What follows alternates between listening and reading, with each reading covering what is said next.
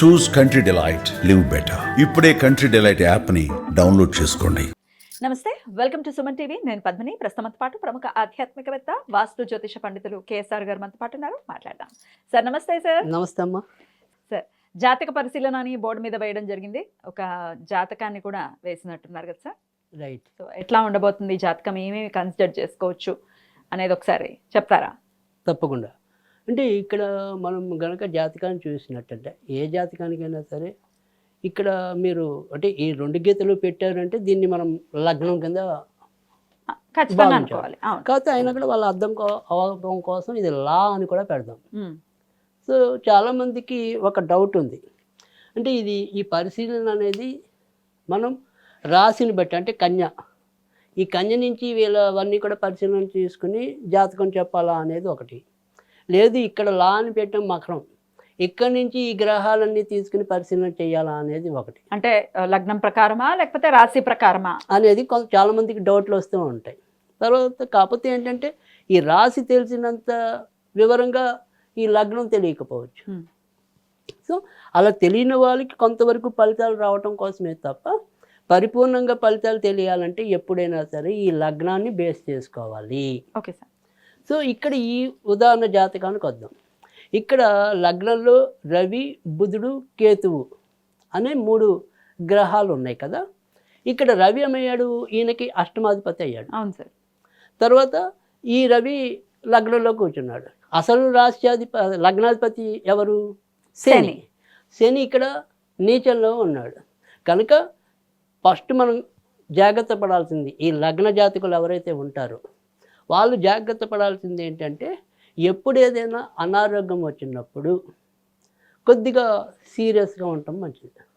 దాన్ని ఏదో చిన్నదే కదా అని తీసేయకూడదు. ఎందుకంటే ఎప్పుడైనా దెబ్బ తగలినంత వరకు సేఫ్. అయినా దెబ్బ తగిలితే రక్షించడానికి ఈయనకు బలం సరిపోవట్లేదు. శని వీక్లో ఉన్నాడు. ఆల్రెడీ రోగాలకు సంబంధించిన వాడు ఎవడైతే ఉన్నాడో ఆయన లగ్నాన్ని అంటి పెట్టుకుని ఉన్నాడు. సో లగ్న బలము కొద్దిగా తక్కువ ఉంది. లగ్న బలం తక్కువ ఉంది అంటే శారీరకంగా కొద్దిగా శ్రమపడటం అనేది కష్టం ఉంటుంది. సో ఏదైనా రోగం వస్తే కొద్దిగా ఇబ్బంది ఉంటుంది. అది రానంత వరకు ఏం పర్వాలేదు, దాని గురించి మనం మాట్లాడక్కర్లా. కానీ వచ్చినప్పుడు అది చిన్నదవుతుందా పెద్దదవుతుందా అంటే కొద్దిగా ఇబ్బంది ఉంది. సో అందుకని అది ఎప్పుడు కూడా ఆ విషయాన్ని కేర్ తీసుకోవాలి. తర్వాత రెండోది వచ్చేప్పటికి ఏంటంటే ఇటు రవి శనులు కదా. సో హార్ట్ విషయంలో కొంతవరకు ఎక్కువ జాగ్రత్త తీసుకోవటం అనేది ఒకటి. తర్వాత ఎముకలు, జాయింట్ పెయిన్స్ కానీ, కీళ్ళకి సంబంధించినవి కానీ అలాంటివి ఇబ్బంది పడడానికి ఉంటుంది. ఇది మనం లగ్నం గురించి మాట్లాడడం. తర్వాత రెండోది శుక్రుడు.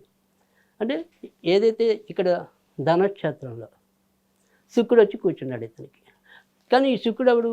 ఈయనకి ఉద్యోగకారకుడు, దశమాధిపతి కదా. అందుకని మనకి జాతకం ఏం చెప్తుంది, ఈయన ఉద్యోగపరంగా వెళ్తేనే డబ్బులు వస్తాయి. బిజినెస్లో అవి అంటే కుదరదు, ఉన్నట్టుండి లాస్ అయిపోతాడు. అందుకని సాధ్యమైనంత వరకు కూడా ఆయనకి నచ్చినా నచ్చకపోయినా ఉద్యోగపరంగా వెళ్ళాలి. ఇది అప్పుడు సంపాదన ఉంటుంది. సరే ఉద్యోగము లేదు, వ్యాపారము లేదు, స్వతంత్ర వృత్తి లేదు, కానీ ఆ శుక్రుడి పుణ్యమా అని అవసరానికి ఎవరో ఒకరు డబ్బులు ఇస్తారు. సో అప్పైనా సొప్పైనా ఆ రోజుకైతే గడిచిపోతుంది. సో అంతవరకు ధైర్యంగా ఉండొచ్చు. సో మనం ఏం చేసాం, మనం ఏం సంపాదించాం, మనం ఎలా పైకి వస్తాం అంటే మాత్రం ఉద్యోగమే బెటర్. సో ఆ ఉద్యోగంలో విదేశాలకి వెళ్ళాలా అంటే సాధ్యం అవుతుంది. ఎందుకంటే ఇక్కడ మనకి రాహు సప్తమంలో ఉన్నప్పుడు, సప్తమ రాహు విదేశాలకి వెళ్ళడానికి మంచిదే. అంటే పెళ్ళిళ్ళకి కొద్దిగా ఏడిపించినప్పటికీ కూడా విదేశాలకి వెళ్ళడానికి మంచిది ఉంటుంది. తర్వాత పొరపాటున ఇక్కడ ఏదైనా సరే 6వ ఇంటికి వస్తే అంటే డిగ్రీస్ ప్రకారం మరింత బలం ఉంటుంది. అంటే ఇంకా సంపాదన కూడా కరెక్ట్ ఉంటుంది. తర్వాత ఎప్పుడైనా సరే శుక్రుడు ఈయనకి అసలు ఏమంటాం ఉద్యోగకారకుడు కదా. సో రాహుతో కూడా సంబంధం ఉంది. అంటే ఇప్పుడు నడిచే దశ కూడా రావద్దు ఉంటుంది. 6వ ఇంటి వాడు ఎవడైనా సరే వాడు అంటే 6, 8, 12 దుస్థానాలు అయినప్పటికీ కూడా 6వ ఇల్లు మనకి ఉద్యోగ స్థానం కూడా. So service. సో అందుకని రావుకి శుక్రుడికి సంబంధించింది కాబట్టి మీడియా రంగంలో పైకి రావడానికి ఉంటుంది. తర్వాత టైలరింగ్ రంగంలో అభివృద్ధి సాధించడానికి ఉంటుంది, వెబ్ డిజైనింగ్ రంగంలో అభివృద్ధి సాధించడానికి ఉంటుంది, టెక్స్టైల్ రంగంలో అభివృద్ధి సాధించడానికి ఉంటుంది. సో అలా శుక్రుడితో ముడిపడి ఉన్నవి. తర్వాత సినిమా రంగంలో కూడా మనం ఎలా కావాలంటే అలా వెళ్ళచ్చు. సో ఆ రకంగా కూడా ఉపయోగపడుతుంది. పైగా ఆయనకి నడుస్తున్నది రాహు దశ కాబట్టి ఖచ్చితంగా అలా వెళ్ళాలన్నా కూడా సాధ్యం అవుతుంది. Right. తర్వాత రెండోది వచ్చేప్పటికి మూడో ఇంటి వాడు గురుడు. అంటే ఈ రిలేషన్స్ అండ్ కమ్యూనికేషన్స్ దగ్గర గురుడు కొద్దిగా ఆయన స్వచ్ఛతలో ఉన్నాడు కాబట్టి తక్కువ మాట్లాడతాడు, ఎక్కువ మాట్లాడు, ఉన్నంతలో మాట్లాడటం అనేది ఉంటుంది కనుక కొంతవరకు మంచిగా అవుతుంది రిలేషన్స్. అంటే ఈ రిలేషన్స్ని కాపాడుకోవటం అనేది.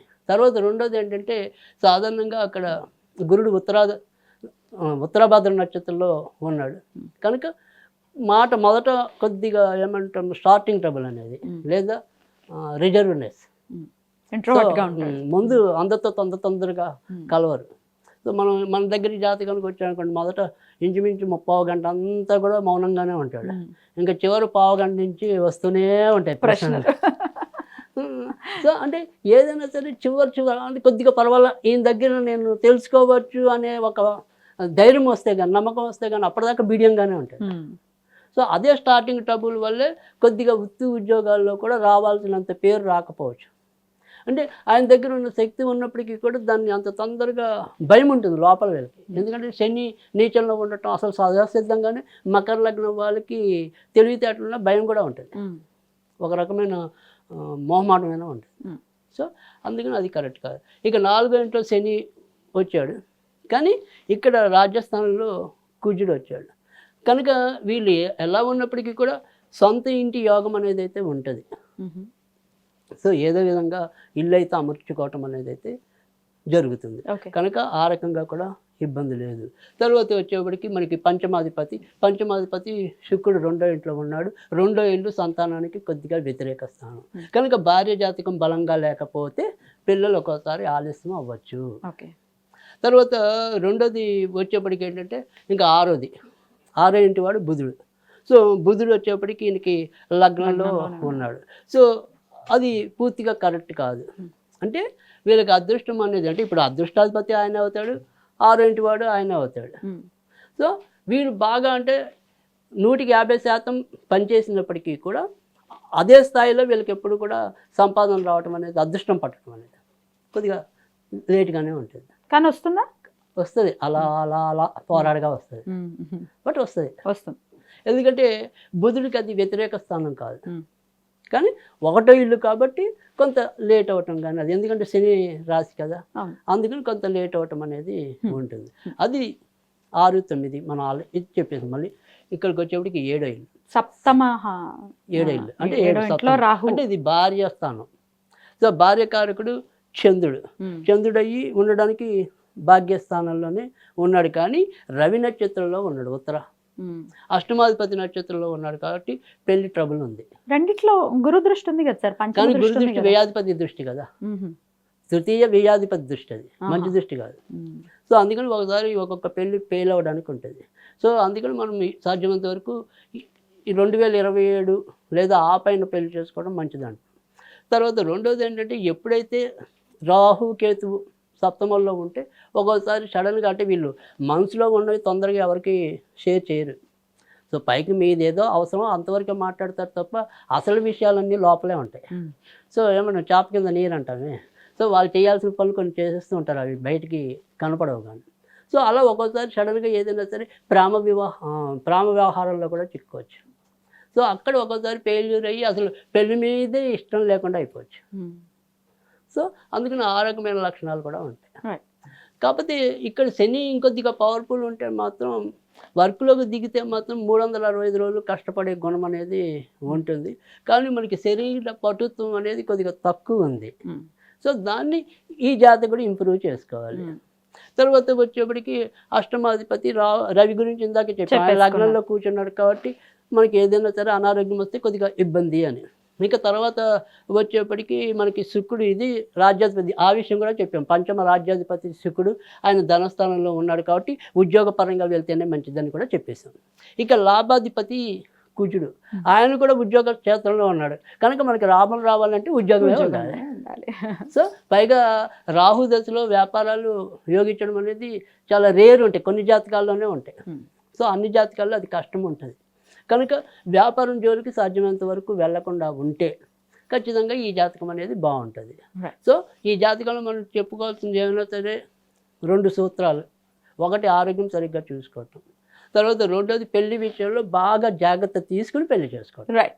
చక్కగా జాతక పరిశీలన కూడా చేయించుకుని గనక చేసుకుంటే మంచి కంపబిలిటీ పరిస్థితి. అనేది కరెక్ట్ ఉండాలి. Right. అలా ఉంటే Compatibility కనుక ఖచ్చితంగా అప్పుడు మంచి అవుతుంది. లేదంటే కొద్దిగా ఆధారంగా మాత్రం కొంత నిరాశ తప్పదు. రైట్. సో ఈ విషయాల్లో ఖచ్చితంగా జాగ్రత్త తీసుకోవాలి. Right sir. అది ఏదైనా సరే మొత్తం శారీరక పటుత్వం అనేది తక్కువ చూసాము. తర్వాత పంచమాధిపతి శుక్రుడు అనేది చూసాం. కనుక ఇక్కడ ఏదైనప్పటికీ కూడా కోదండరాముడిని ఎక్కువగా దర్శించుకు ఏమంటాం వాడికి సంబంధించిన పూజలు చేసుకోవటం. తర్వాత రామరక్ష స్తోత్రం అని ఉంటుంది. అది వాళ్ళు కనుక రోజు చదువుకోగలిగితే శారీరక పటుత్వంతో పాటు ఉద్యోగాలు అవి కూడా బాగుంటాయి. రైట్. జాతక పరిశీలన ఇలా చేస్తారు, ఇంకా డెప్త్ గా వెళ్తారు. ఇది ఓకే చెప్తున్నా. పైగా రెండోది ఏంటంటే మనం ఓన్లీ రాసిని తీసుకున్నాం కానీ వీళ్ళున్న నక్షత్రాలు బట్టి ఇంకా కొద్దిగా యాక్యురేట్ గా చెప్పచ్చు. డెఫినెట్లీ. రైట్ సార్, చాలా బ్యూటిఫుల్ గా ఎక్స్ప్లెయిన్ చేశారు. కృతజ్ఞతలు సార్. నమస్తే.